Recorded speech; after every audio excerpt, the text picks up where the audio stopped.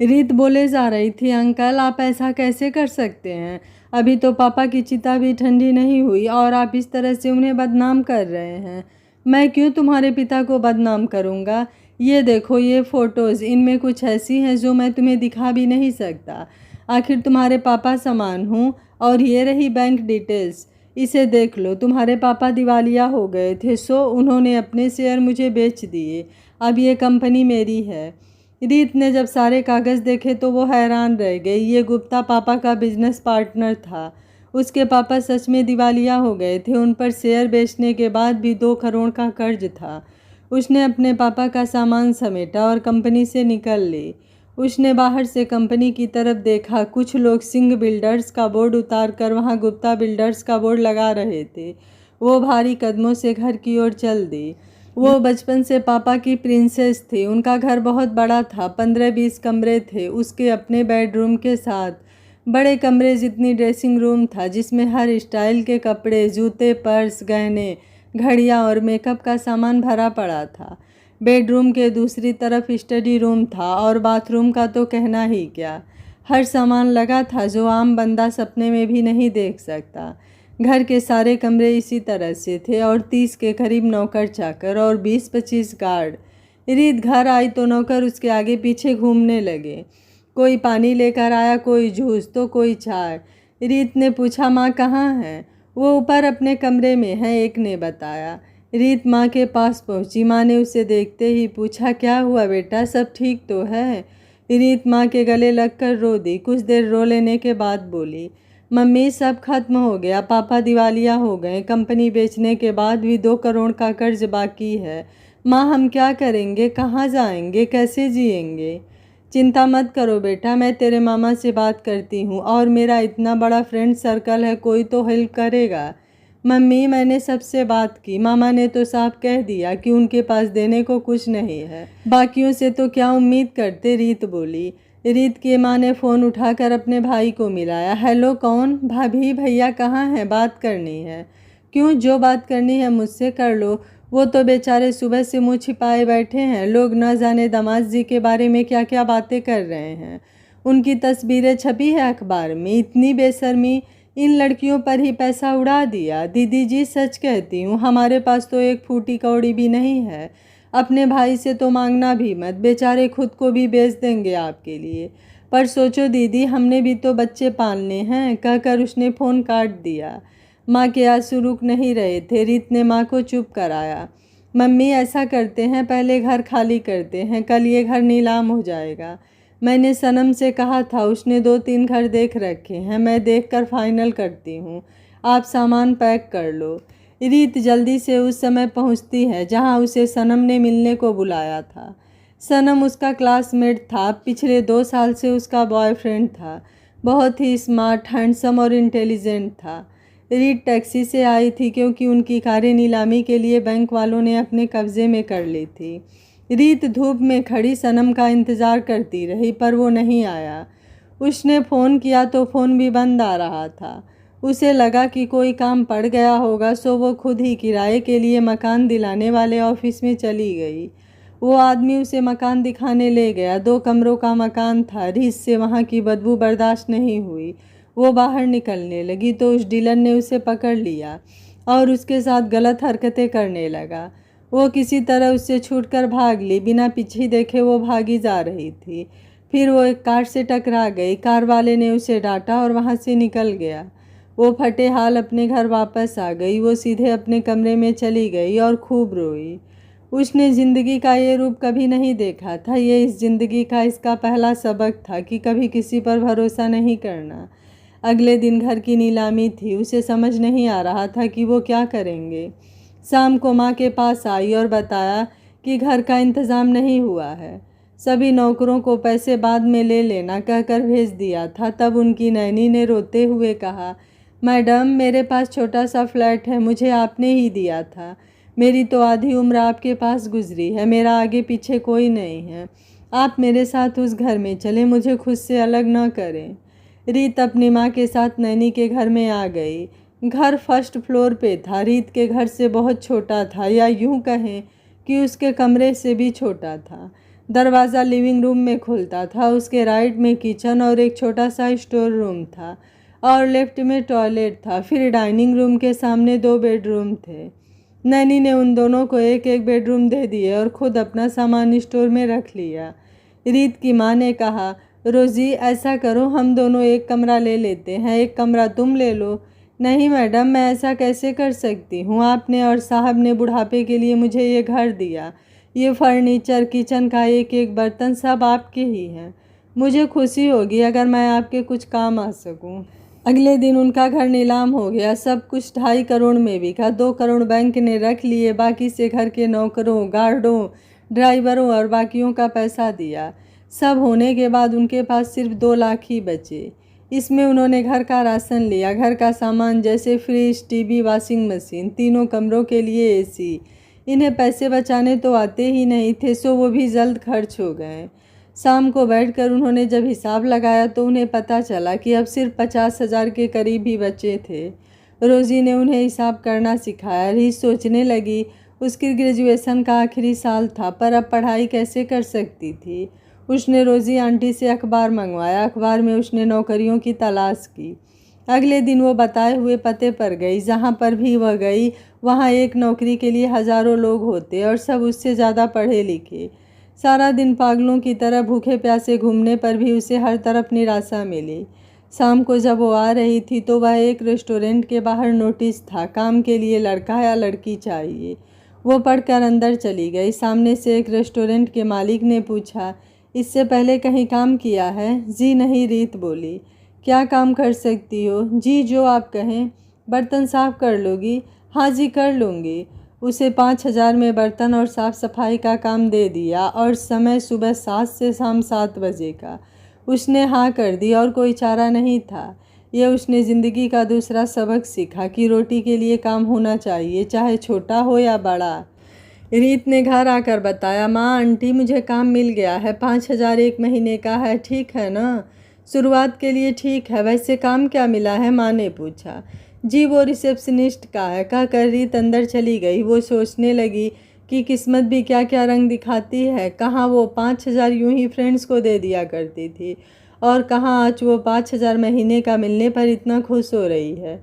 जिंदगी का ये तीसरा सबक था कि पैसे की कद्र करो तो वो तुम्हारी कद्र करेगा। पैसा है तब सब दोस्त हैं, बेगाने भी अपने हैं, और पैसा नहीं है तो अपने भी बेगाने हो जाते हैं। रीत को सनम की याद आई। उसने फ़ोन किया पर फ़ोन लग ही नहीं रहा था, जैसे सनम ने इसे ब्लॉक कर दिया हो। उसके होठों पर दर्द भरी मुस्कुराहट आ गई। ओह, तो ये भी बाकियों जैसा निकला, अपनी औकात दिखा दी। अगली सुबह रीत तैयार होकर समय पर रेस्टोरेंट पहुंच गई। बहुत ही बड़ा और मशहूर रेस्टोरेंट था, हर वक्त भरा रहता था। रीत को मालिक ने पहले सब सहकर्मियों से मिलाया। ये रिया, नमन, राघव और वो समा है। ये सभी वेटर हैं। इनके अलावा 4 और हैं पार्ट टाइम जॉब वाले, वो दोपहर में आते हैं। और वो 5 शेफ हैं। वो नीरा है रिसेप्शनिस्ट। चलो मेरे साथ आओ। ये किचन है और ये सिंक, यहाँ तुम्हें बर्तन करने हैं। अब पहले सफाई कर लो। रीत ने सबको हेलो बेला और बर्तन धोने के लिए सिंक के पास खड़ी हो गई, पर उसे तो बर्तन ढंग से पकड़ने भी नहीं आते थे, धोने तो दूर। तब रिया ने उसे समझाया कि ऐसे धोते हैं। वो धीरे धीरे धोने लगी। वो बर्तन धो रही थी और रो रही थी अपनी किस्मत पर कि ये दिन दिखाए। कुछ ही देर में वो थक गई। उसके नाजुक हाथों में छाले हो गए, पर जैसे जैसे दिन बढ़ रहा था बर्तन बढ़ते जा रहे थे। वह बिना कुछ कहे बर्तन धोए जा रही थी। बीच में कुछ देर के लिए खाना खाने के लिए रुकी, पर उसके बाद फिर लग गई। रिया आई। उसने रीत का चेहरा देखा तो बोली, क्या बात है रीत, तेरा चेहरा क्यों पीला पड़ गया? तबीयत तो ठीक है तेरी? उसने भी पूछा ही था कि रीत बेहोश हो गई। मालिक उसे पास के क्लिनिक में ले गए। रिया भी साथ थी। डॉक्टर ने उसे देखा और कहा, देखिए लगता है इसने सुबह से कुछ नहीं खाया, इस कारण बेहोश हो गई। तभी नर्स ड्रिप लगाने लगी तो देखकर हैरान हो गई कि ये तो रीत सिंह है, सिंह बिल्डर्स वाले दिलीप सिंह की इकलौती बेटी। फिर उसके हाथ देखते हुए बोली, ये क्या हो गया इसको? आप लोग कैसे जानते हैं इन्हें? क्या ये उस सिंह बिल्डर के दलीप सिंह की बेटी है जो पिछले दिनों मरा है? रेस्टोरेंट के मालिक ने पूछा। हाँ, मैं इन्हें अच्छी तरह जानती हूँ। मैं पहले इनके फैमिली डॉक्टर के पास काम करती थी। ये तो प्रिंसेस हुआ करती थी, नर्स ने बताया। रिया और मालिक दोनों हैरान, कभी रीत तो कभी नर्स को देख रहे थे। जल्द ही रीत को होश आ गया। उसने मालिक से माफ़ी मांगते हुए कहा, सॉरी सर, मुझे पता नहीं क्या हुआ, पर आप प्लीज़ मुझे नौकरी से मत निकालना, मैं वापस जाकर सारे बर्तन धो दूँगी। बर्तन? अब हैरान होने की बारी नर्स की थी। कोई बात नहीं, पहले ठीक हो जाओ फिर बात करते हैं। रिया, मैं वापस जा रहा हूँ, तुम इसे लेकर आ जाना, मालिक बोला। रिया ने पूछा, तुमने खाना नहीं खाया था क्या? खाने लगी थी पर बर्तन ज़्यादा थे तो सोचा ख़त्म करके खा लूँगी, रीत बोली। इतने में रिया का मंगवाया हुआ खाना आ गया। ये लो, कुछ खा लो। रीत ने खाने के लिए रोटी जैसे ही सब्जी में डाली तो उसके जख्मों पर सब्जी लग गई, उसकी चीख निकल गई। वो हाथ पकड़कर रो पड़ी। नर्स ने उसके हाथों पर मलहम लगाई और उसे रोटी सब्जी मिक्स करके चम्मच के साथ खाने को दी। रीत बोली, थैंक यू। क्या नाम है आपका? मेरा नाम लेखा है। ओह। पूरी तरह ठीक होने पर रिया उसे अपने साथ वापस रेस्टोरेंट ले आई। मालिक के ऑफिस में आकर बोली, महेश जी, अब ये ठीक है पर इसके हाथ बहुत ख़राब हो गए हैं, अब ये बर्तन साफ़ नहीं कर पाएगी। कोई बात नहीं, तुम दोनों पहले बैठो। दोनों बैठ गई। तब महेश जी बोले, रीत, क्या तुम सिंह बिल्डर की बेटी हो? हाँ, रीत ने सर झुका कर कहा। तुम्हें मुझे पहले क्यों नहीं बताया? तुम्हें ये काम कहाँ आते हैं? तुम ये सब नहीं कर सकती। फिर कुछ रुक कर बोले, तुम क्लेरिकल काम कर लोगी? जी, मुझे कोई काम दो, मैं कर लूँगी। ठीक है, फिर मैं तुम्हें एक कंपनी में भेजता हूँ, मैं फ़ोन कर दूँगा, ठीक है? हाँ जी, आपका बहुत बहुत शुक्रिया। ये लो एड्रेस, मैं फ़ोन कर देता हूँ, और हाँ, ये लो तुम्हारे आज के काम के पैसे। रीत थैंक यू कहकर अपना सामान लेने चली गई। महेश ने फ़ोन किया, हेलो यार, एक काम था। तुझे वो सिंह बिल्डर्स का पता है ना, कि उनकी इकलौती बेटी है रीत। बेचारी बहुत मुसीबत में है, खाने के लिए मेरे यहाँ बर्तन मांजने का काम तक करने को तैयार हो गई। आज आधा दिन किया भी, पर उसी नाजुक प्रिंसेस से ये काम कहाँ हो सकते थे। मुझे तेरा ख्याल आया, तेरी तो कई कंपनियां हैं, उसे कोई काम दे दे। ओह, लगता है मेरे दोस्त का दिल आ गया किसी पर। अरे नहीं यार, उसे देखकर अपनी बहन की याद आ गई। लगा कि अगर उसकी जगह वो होती तो। खैर छोड़, तू इसे काम दे देना, कहाँ भेजूं? लगता है अब तो मिलना ही पड़ेगा इस रीत सिंह को। ऐसा करना, हमारी कंपनी में भेज देना। रीत बताई हुई जगह पर पहुंच गई। वहां उसे एक सूट बूट वाला मिला। मैं यहाँ के चेयरमैन का पीए हूँ, वो ज़रूरी मीटिंग में बिजी हैं, उन्होंने मुझे आपको काम बताने के लिए भेजा है। चलिए मेरे साथ। आप चाय काफ़ी तो बना लेती हैं? जी हाँ। वो लोग टॉप फ्लोर पर पहुँची। ये चेयरमैन सर का ऑफिस है, आपको उनकी सेक्रेटरी का काम दिया जाता है। उनकी सेक्रेटरी 6 महीने की छुट्टी पर है, सो उतनी देर आपको काम करना होगा। सर बताएंगे। ठीक है सर, ये सर का आज का काम है और ये लिस्ट है उन कामों की जो तुम्हें करने हैं। पीए सेठ ने उसे लिस्ट देते हुए कहा, फिर बगल के कमरे में आते हुए कहा, और ये है तुम्हारे बैठने की जगह, मैं चलता हूँ। चेयरमैन सर 4 बजे आ जाएंगे। रीत दरवाजे पर खड़ी होकर कमरे को देख रही थी। रीत ने कुछ देर कमरे का जायका लिया। एक आम ऑफिस की तरह टेबल, चेयर और उस पर रखी फाइल्स। रीत आकर कुर्सी पर बैठ गई। उसने मिस्टर सेठ की दी हुई लिस्ट पढ़नी शुरू की। सुबह 8 बजे आना, सर का रूम सेट करना, सारे दिन का काम नोट करना, सर के आने पर कॉफ़ी बना कर देना, मिलने वाले को अपॉइंटमेंट देना, वगैरह वगैरह। उसने पढ़ते पढ़ते लिस्ट साइड पर रख दी। वो काफ़ी थक गई थी, उसने इतना काम कभी किया ही नहीं था। वो कुर्सी से सर टिकाकर आराम करने लगी। उसे पता ही नहीं चला कि कब उसकी आंख लग गई। कंपनी का चेयरमैन आदित्य बिंद्रा था। वो देश के गिने चुने पूंजीपतियों में आते थे। देश में जाने कितने ही कारोबारी थे इनके। आदित्य 26 साल का एक हैंडसम और स्मार्ट बिजनेसमैन था। वो पूरे वृंदा ग्रुप का चेयरमैन था। उससे पहले उसके पापा थे। पापा के बाद सारे बिजनेस और घर की जिम्मेदारी उस पर पड़ गई। उसने बहुत छोटी उम्र में बिजनेस न सिर्फ संभाला बल्कि इस मुकाम पर लाकर खड़ा किया जहाँ से कोई इसे गिरा न सके। घर में वो 3 लेडीज़ को हैंडल करता, उसकी दादी माँ और एक लाडली बहन। उसने सब कुछ बहुत ढंग से सहेज रखा था।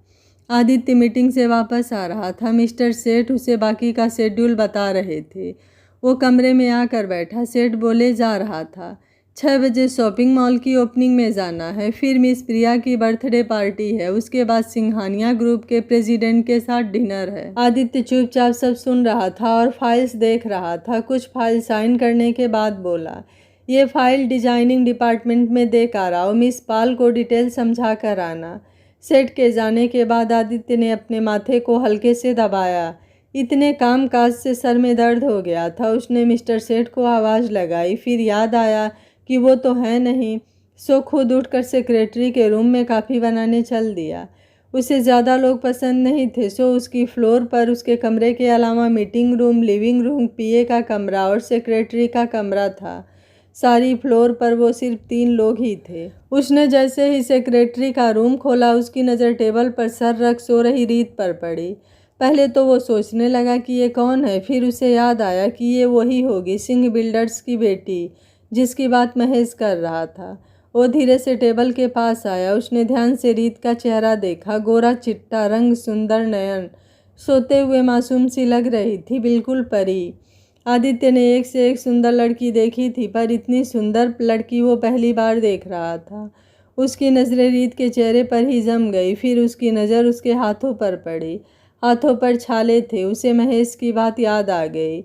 महलों की राजकुमारी को बर्तन मांजने पड़े तो ये हाल हो गया। फिर उसके मन में कुछ आया और उसने टेबल पर नॉक किया। रीत एकदम हड़बड़ा कर उठ खड़ी हुई। उसका बैलेंस बिगड़ गया और वो गिरते गिरते बची। आदित्य बोला, तुम्हें यहाँ सोने के लिए नहीं रखा गया है, मेरे लिए एक कप कॉफ़ी बनाकर मेरे रूम में लाओ, कहकर वो अपने कमरे में आ गया। रीत को समझने में कुछ देर लगी कि ये सब क्या हुआ। फिर उसे समझ आया तो वो जल्दी से कॉफ़ी बनाने चल दी। वो कॉफ़ी लेकर आदित्य के रूम में गई। उसने बड़े सलीके से कॉफ़ी टेबल पर रख दी। वो जाने लगी तो आदित्य कड़क स्वर में बोला, जब तक जाने को न कहा जाए यहीं खड़ी रहो। रीत डर कर वहीं खड़ी रही।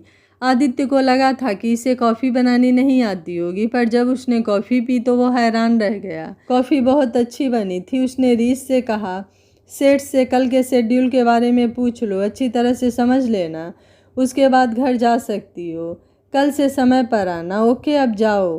रीत जैसे ही जाने लगी वो फिर बोला, कॉफ़ी अच्छी बनी है। रीत ने पीछे मुड़कर थैंक यू कहा और वापस आ गई। वो सोच रही थी ये चेयरमैन है, इतना हैंडसम और जवान। उसने तो सोचा था कोई 50-60 साल का कोई बुढ़ा होगा। वो सोच ही रही थी कि डोर पर नॉक हुआ। मिस्टर सेठ था। वो खाने के लिए बर्गर लाए थे। रीत को देते हुए बोले, ये लो खा लेना, और हाँ, ये कल का शेड्यूल है।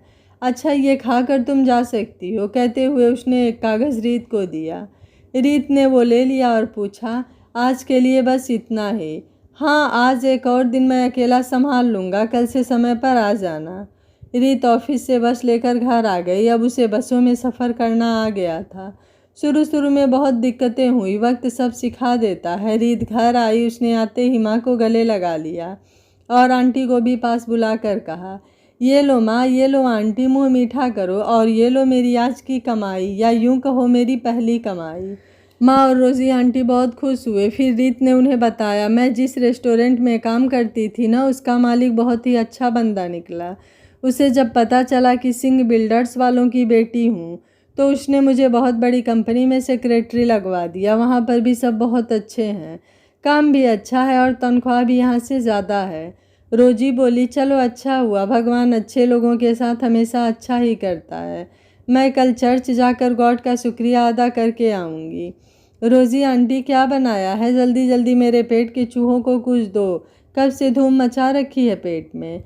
रीत को बेड पर लेटते ही नींद आ गई। वो सुबह अलार्म बजते ही उठ गई। जल्दी से तैयार होकर ऑफिस पहुंची।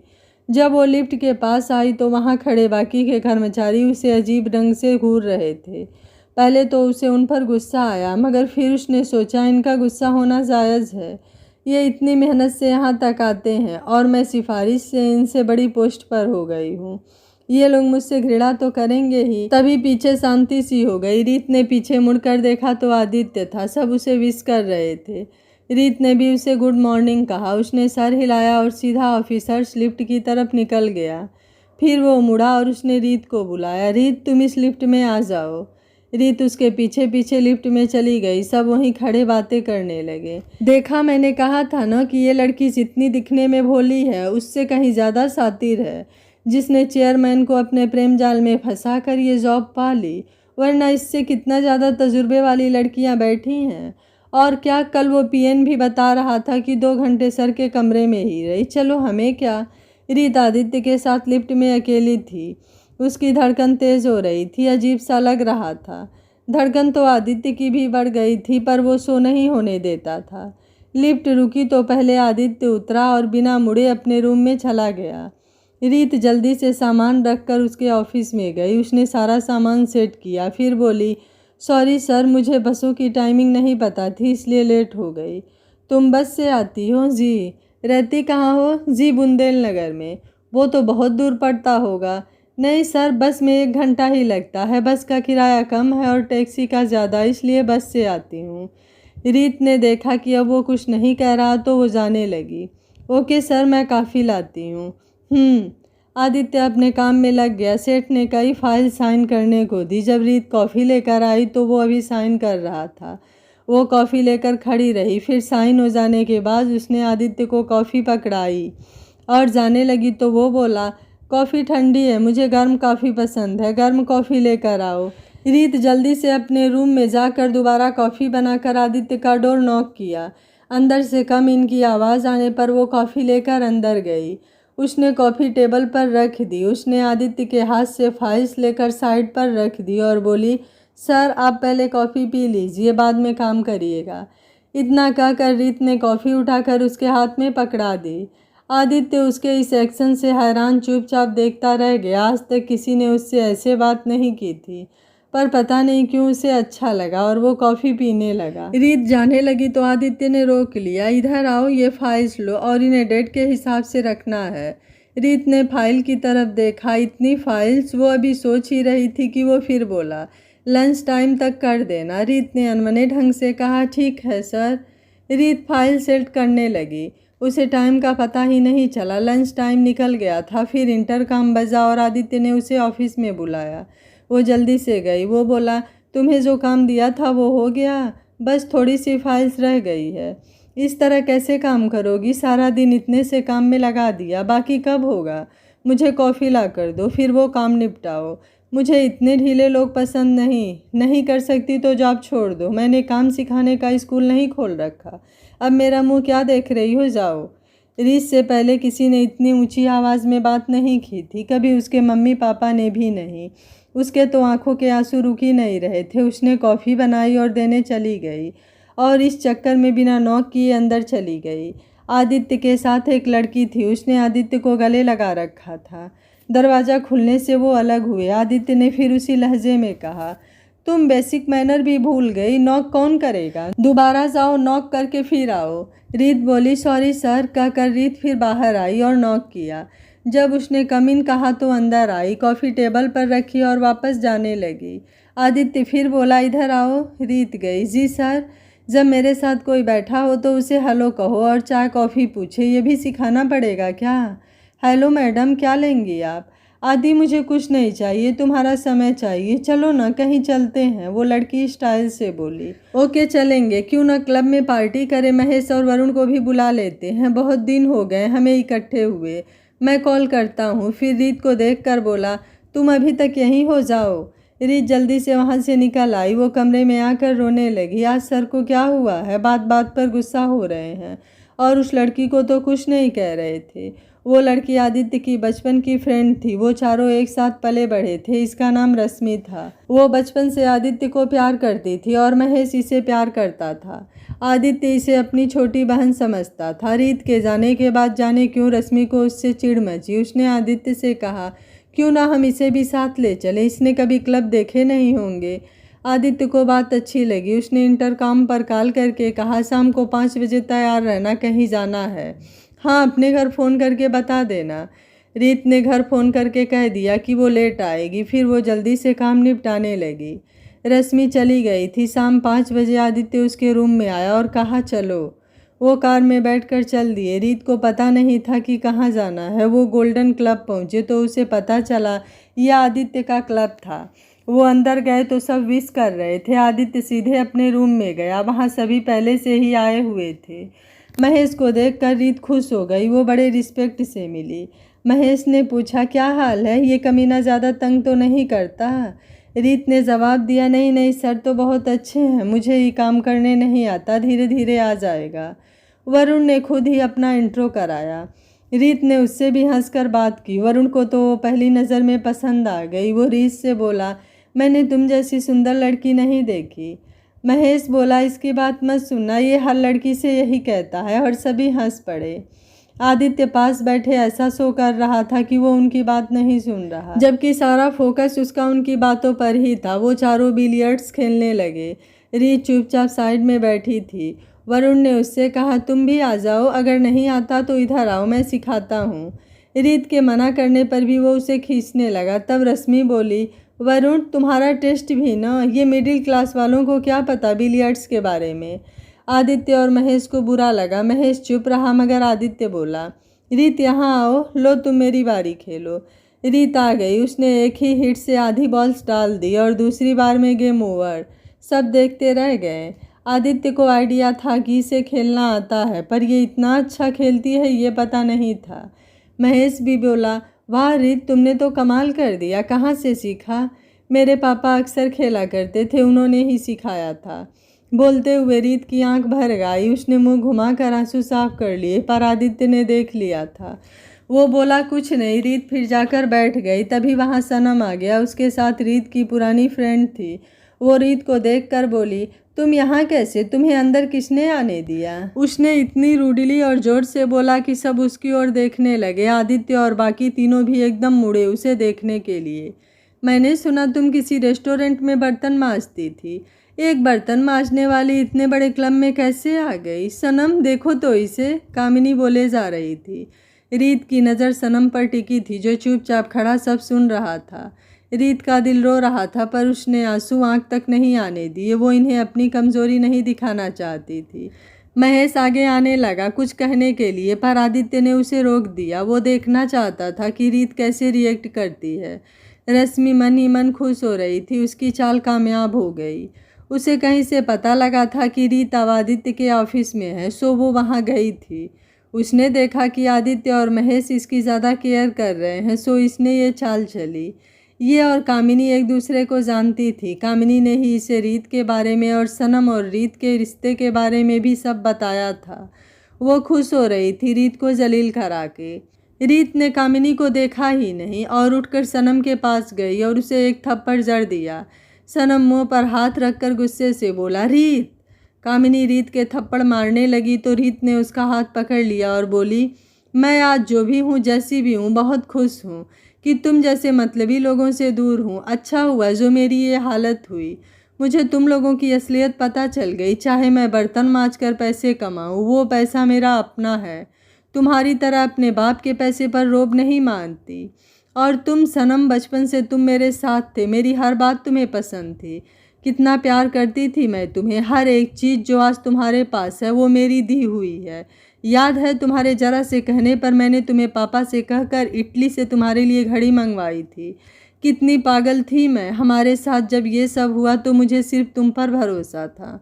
मैं तुम्हें फ़ोन करती रही, तुमने नहीं उठाया, तो मैंने सोचा कि तुम पढ़ने में बिजी होंगे। पर अच्छा है तुम यहाँ मिले। कहकर रीत ने मुँह फेर लिया। उसने अपने आंसू साफ किए। आदित्य और बाकी तीनों बुत बने उसे देख रहे थे। रश्मि ने कामिनी को इशारा किया। कामिनी ने फिर गुस्से से रीत को थप्पड़ मारा और बोली, तुम होती कौन हो मेरे सनम को ऐसा बोलने वाली।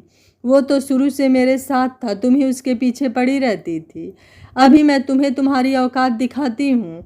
सिक्योरिटी, सिक्योरिटी, इधर आओ। ये लड़की कब से परेशान कर रही है, इसे बाहर निकालो। सिक्योरिटी गार्ड आ गए रीत को निकालने के लिए। उसकी ओर बढ़े तभी आवाज़ आई, रुक जाओ, उसे कोई हाथ नहीं लगाएगा। ये आदित्य था। उसने सिक्योरिटी गार्ड्स को कहा। सिक्योरिटी गार्ड्स ने जब उसे देखा तो एकदम से रुक गए और सिर झुकाकर विश किया। वो फिर बोला, इन दोनों को यहाँ से निकाल दो और ध्यान रहे ये दोबारा यहाँ न आ सकें। ऐसे कैसे तुम हमें निकाल सकते हो। मेरे पास VIP पास है इस क्लब का। तुम होते कौन हो हमें निकालने वाले। सिक्योरिटी गार्ड, इसकी बात मत सुनो, उस लड़की को निकालो, कामिनी ने पास दिखाते हुए कहा। सिक्योरिटी गार्ड ने कहा, आपको नहीं पता ये हमारे बॉस हैं, ये क्लब इनका ही है, इनके पास कैंसिल कर दो। आदित्य को बहुत गुस्सा आ रहा था। रीत आदित्य की ओर देख रही थी। उसे लगा नहीं था कि वो उसकी मदद करेगा। रश्मि आदित्य के पास आई और बोली, आदि, हमें इनसे क्या मतलब, छोड़ दो, इन्हें जाने दो। ये बाहर जाकर तुम्हारे बारे में गलत बातें करेंगे।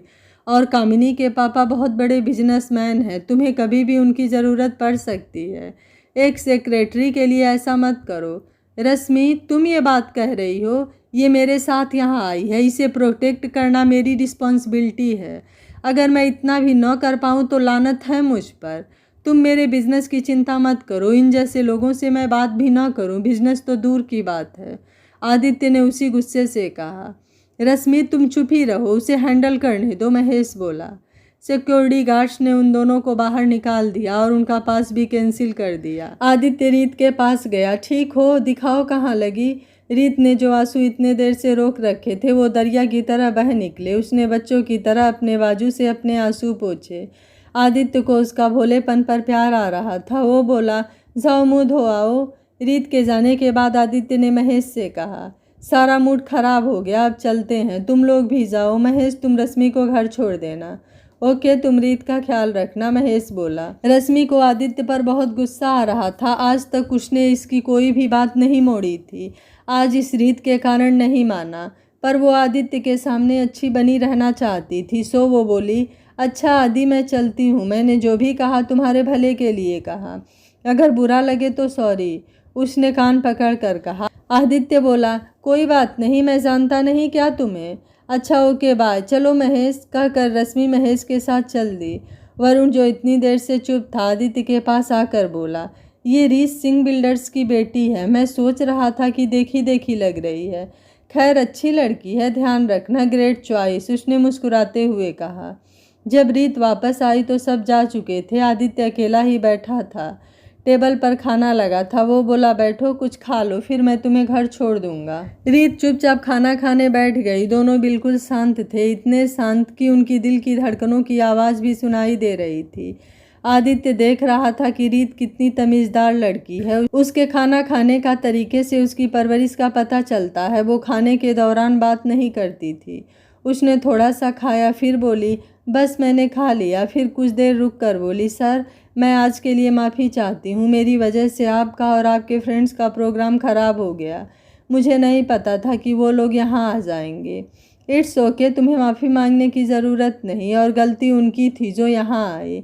एक बात पूछ सकता हूँ? If you don't mind. जी सर, पूछिए, जो भी पूछना है।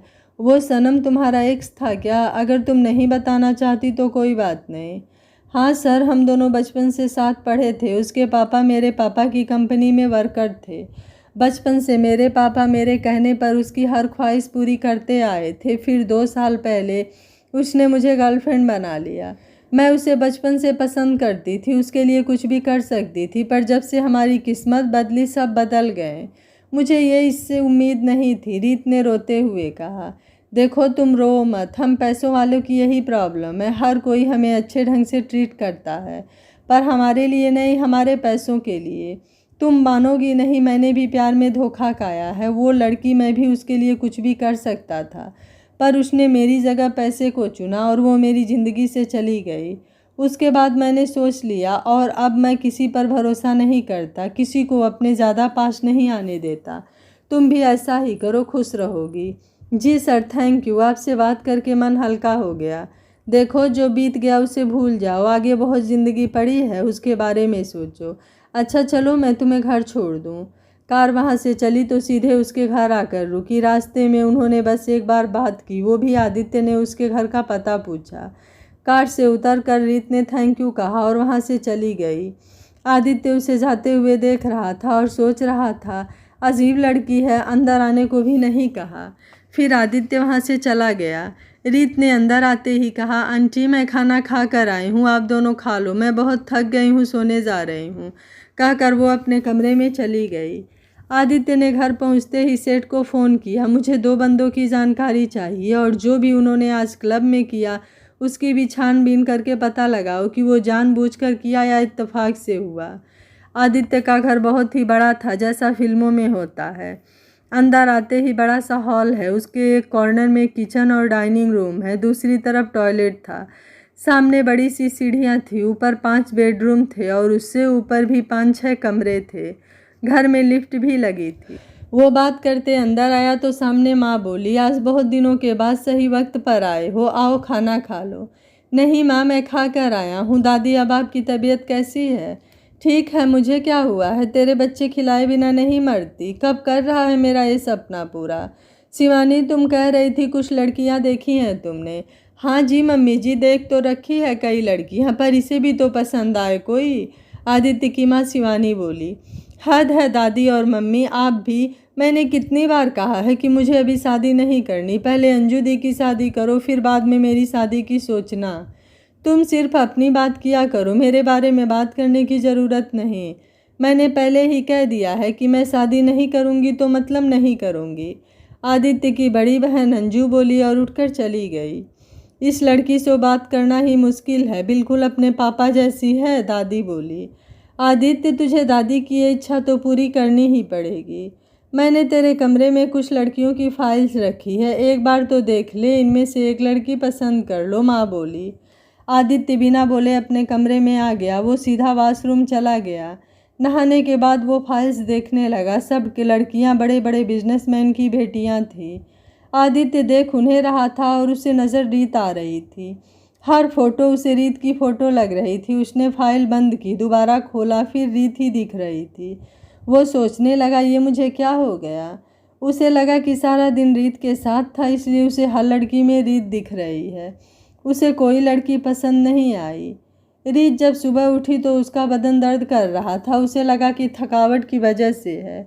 वो उठी, तैयार हुई और वो ऑफिस पहुंच गई। उसने रोज की तरह आदित्य का रूम सेट किया और कॉफ़ी लेने चली गई। जब वो कॉफ़ी लेकर आई तो आदित्य आ गया था। उसने कॉफ़ी लेकर रीत से कहा, गुड मॉर्निंग। ऐसा करो, साहनी एंड सन्स की फ़ाइल लेकर आओ। रीत फाइल लेकर आई और बोली, सर ये लीजिए। उसकी आवाज़ में भारीपन था। आदित्य ने पीछे मुड़कर देखा। क्या हुआ, तबीयत तो ठीक है तुम्हारी? जी सर, वो कल रोने की वजह से ऐसी हो गई है। तुम्हें कहा तो था कि पुरानी बातें भूल जाओ, रोने से कुछ हासिल नहीं होगा। और उस घटिया बंदे के लिए क्या रोना, बल्कि खुश होना चाहिए कि उससे बच गई तुम। फाइल पढ़ते हुए आदित्य बोल रहा था। सुनो, वो रैक में से फाइल कवर लेकर आओ। उसने कवर लाकर आदित्य के आगे की। आदित्य के ध्यान फाइल पढ़ने में था। उसने कवर पकड़ा तो गलती से रीत का हाथ टच हो गया। उसने एकदम रीत की तरफ देखा और उसका हाथ पकड़कर बोला, तुम्हारा हाथ इतना गर्म क्यों है? उसने रीत को अपनी ओर खींचा और उसके माथे पर हाथ रख कर देखा। माथा गर्म पड़ा था। तभी दरवाज़ा खुला, सेठ आया था। वो अंदर का सीन देखकर ठिठक गया और बोला, आप अपना काम कीजिए, मैं बाद में आता हूँ। तब आदित्य को कुछ एहसास हुआ। उसने झट से अपना हाथ हटाया और सेठ को आवाज़ दी। सेठ वापस आया। जी सर, गुड मॉर्निंग कहिए। कार निकालो, उसने कार की चाबी सेठ को देते हुए कहा। फिर उसने रीत को पकड़ा और कहा, चलो मेरे साथ। रीत हैरान परेशान उसकी तरफ देखकर बोली, कहाँ सर? आदित्य लिफ्ट से निकला। उसने रीत का हाथ पकड़ रखा था। सुबह का वक्त था, स्टाफ वाले आ रहे थे। सब उनकी तरफ देख रहे थे। उन्होंने कभी आदित्य को किसी लड़की के साथ खड़े भी नहीं देखा था। वही आदित्य आज लड़की का हाथ पकड़े उसे लिए जा रहा था। सारे ऑफिस में खबर फैल गई। लोग खिड़कियों से झांक कर देखने लगे। आदित्य ने सेठ के कार की चाबी ली और बोला, तुम पीछे संभालना, मैं रीत को हॉस्पिटल लेकर जा रहा हूँ। सर नहीं, रहने दीजिए, मैं दवाई ले लूँगी। आदित्य कहाँ सुनने वाला था। उसने रीत को कार में बिठाया और चल दिया। ऑफिस में सभी उनके बारे में बात करने लगे। एक लड़की जो खिड़की से देख रही थी, उसने उनकी फ़ोटो खींच ली थी। उसने वो फ़ोटो किसी को सेंड कर दी। कुछ ही देर में उसका फ़ोन बजने लगा। हेलो, कौन है ये लड़की? आदि इसको कहाँ ले जा रहा है? आंटी, ये आदित्य की नई सेक्रेटरी है। अभी 2-4 दिन ही हुए इसे यहाँ लगे हुए। कल भी आदित्य और ये साथ गए थे और आज भी। ये लड़की कुछ ज़्यादा ही तेज है। आदित्य तो इसके जाल में फंसता जा रहा है, संध्या बोली। तुम ध्यान रखा करो, तुम्हें इसी काम के लिए रखा है वहाँ। बाकी मैं देख लूँगी, कहकर उसने फ़ोन काट दिया। किसी ने पीछे से पूछा, शिवानी किससे बात कर रही हो? माँ कुछ नहीं, वो पार्लर वाली का था, शिवानी बोली। आप इतनी जल्दी क्यों उठ गई?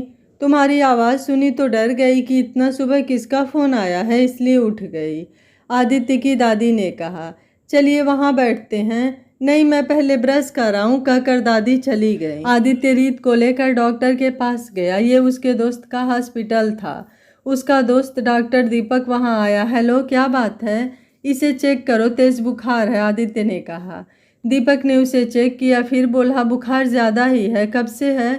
जी मैंने ध्यान नहीं दिया। उसने नर्स को कहा इन्हें अंदर ले जाकर ड्रिप लगा दो, और हाँ ये कुछ टेस्ट लिखे हैं, करवा लेना। नर्स से कहकर दीपक आदित्य से बोला, आदि कब से बुखार है? इसे अगर थोड़ी देर और न लाते तो बिगड़ भी सकता था। मुझे पता नहीं, इसने बताया ही नहीं। ये तो अगर मैं न देखता तो पता ही नहीं चलता, आदित्य बोला। कमाल है यार, तुम अपनी गर्लफ्रेंड का ध्यान भी नहीं रख सकते। नहीं डॉक्टर, ये मेरे बॉस हैं। इससे पहले कि आदित्य कुछ बोलता, रीत ने झट से कह दिया। कहना तो आदित्य ने भी यही था, पर उसे रीत का ये कहना बुरा लगा। उसने गुस्से से रीत को कहा, तुम चुप रहो, तुम्हें पता नहीं था कि बुखार है? इस हालत में ऑफिस आने को किसने कहा था? वो मैंने सोचा कि अभी कुछ दिन ही हुए हैं मुझे काम पर आते हुए, अगर छुट्टी करूँगी तो आप। रीत बोलते बोलते रुक गई। हाँ हाँ कह दो, यही कहना चाहती हो ना कि मैं गुस्सा होता? अरे मैं क्या तुम्हें जल्लाद दिखता हूँ? मैंने कभी तुम्हें कुछ कहा है? पर तुम सबको ये दिखाना चाहती हो कि मैं इतना बुरा बॉस हूँ। ये तो आज मुझे गलती से पता लग गया, वरना तुम कहाँ बताने वाली थी? ये भी नहीं सोचा कि अगर तुम्हें कुछ हो जाता तो मेरा क्या होता? मेरा मतलब ये है कि सब मुझे ही दोष देते। आदित्य गुस्से से बोले जा रहा था। दीपक चुपचाप आदित्य को देख रहा था। उसने इसे किसी लड़की के लिए इस तरह फिक्रमंद होते नहीं देखा था। वो दोनों बचपन से एक दूसरे को जानते थे। आदित्य, दीपक, उसकी बहन रश्मि, वरुण और महेश, पांचों बचपन से एक साथ पढ़े लिखे थे। दीपक एक सेमिनार अटेंड करने बाहर गया हुआ था, इसलिए उस दिन क्लब नहीं गया। जब आदित्य रीत को बोल रहा था तो रीत चुप रही, पर वो बचपन से सबकी लाडली थी, तो उससे किसी ने इस तरह बात नहीं की थी। इसलिए जब भी कोई जरा सी ऊंची आवाज़ में बोलता तो वो रो पड़ती। अब भी उसकी आंख भर आई। जब दीपक ने देखा कि वो रो रही है तो वो बोला, क्या हुआ, कुछ दुख तो नहीं रहा? नहीं, रीत ने धीरे से कहा। आदित्य भी उसके पास आया। उसे महसूस हुआ कि वो कुछ ज़्यादा ही बोल गया। जब नर्स टेस्ट के लिए खून निकालने लगी तो रीत ने डर कर आदित्य का हाथ पकड़ लिया। अगर उसके पापा जिंदा होते तो वह कह देती, मुझे इंजेक्शन नहीं लगवाना, मुझे डर लगता है। पर अब वक्त बदल गया है, अब वो नखरे नहीं कर सकती। अब उसके नखरे सहने वाला कौन है? आदित्य को रीत की पकड़ से पता लग रहा था कि वो डर रही है, तो उसने एक हाथ से उसका हाथ कस के पकड़ लिया और दूसरे हाथ उसकी आंखों पर रख दिया। दीपक को लग रहा था मानो कोई रोमांटिक मूवी चल रही हो। उसने साइड से आदित्य का वीडियो बना लिया। बाद में उसने पांचों वाले ग्रुप में डाल दी। मैसेज पर मैसेज आने लगे। ये कब का है? महेश कहा। अभी का है। वाह, आदि बड़ा हो गया है, वरुण ने बोला। क्या हुआ इसे? रश्मि ने पूछा। तेज बुखार है, दीपक ने कहा। ओ बेचारी रीत, महेश बोला। क्या ये रीत है? उससे कहना मैं बहुत बिजी हूँ, नहीं तो ज़रूर आता, वरुण बोला। आदित्य का फ़ोन मैसेजों के कारण बार बार बज रहा था, पर उसका ध्यान रीत पर था। जिस जगह से खून निकला था नर्स ने रुई रखकर उसे पकड़ने को कहा था। आदित्य वहीं पकड़कर खड़ा था। नर्स कब की चली गई थी, मैसेज आते ही जा रहे थे। ये लड़की भी ना जब से आई है आदि को कोई ना कोई मुसीबत लगी रहती है, रश्मि ने कहा। अरे यार, इसमें उसका क्या कसूर है, महेश बोला। बेचारी की किस्मत ही ऐसी है, वरुण ने कहा। दीपक ने फ़ोन बंद कर दिया और उन दोनों की तरफ देखा। ड्रिप लगने से रीत को कुछ आराम हो गया तो वो सो गई थी, पर आदित्य अब भी उसका हाथ पकड़कर खड़ा उसे देख रहा था।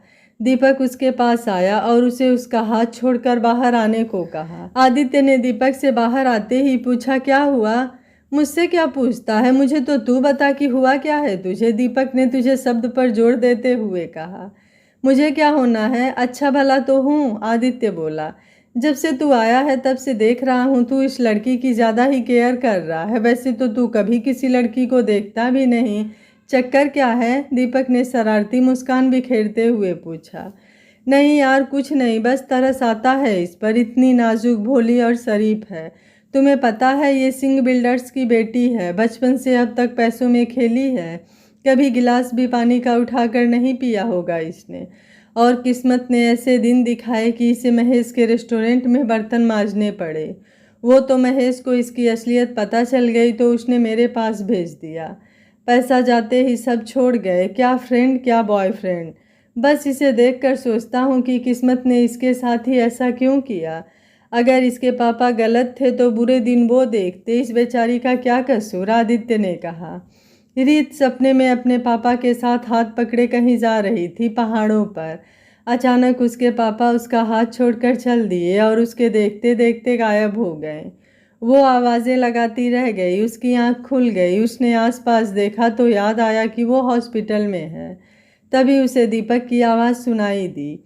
वो किसी से कह रहा था, अच्छा मुझे नहीं पता था कि इसके साथ ये सब हुआ है। मुझे तो लगा कि तू रीत को प्यार करता है।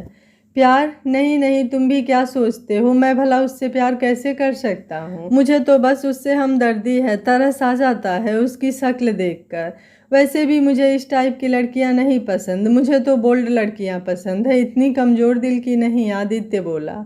रीत अंदर सब सुन रही थी। उसका दिल एकदम से बैठ गया। उसे लगने लगा था कि शायद आदित्य उसे पसंद करता है, इसलिए उसे खुद लेकर हॉस्पिटल आया। अगर मेरी परवाह ही नहीं थी तो सेठ को भेज देता मेरे साथ, क्यों मुझे झूठी आस दिखाई। पर अच्छा ही हुआ, मुझे पहले ही पता लग गया। अब दिल किसी से नहीं लगाऊंगी, किसी से आस ही नहीं रखनी।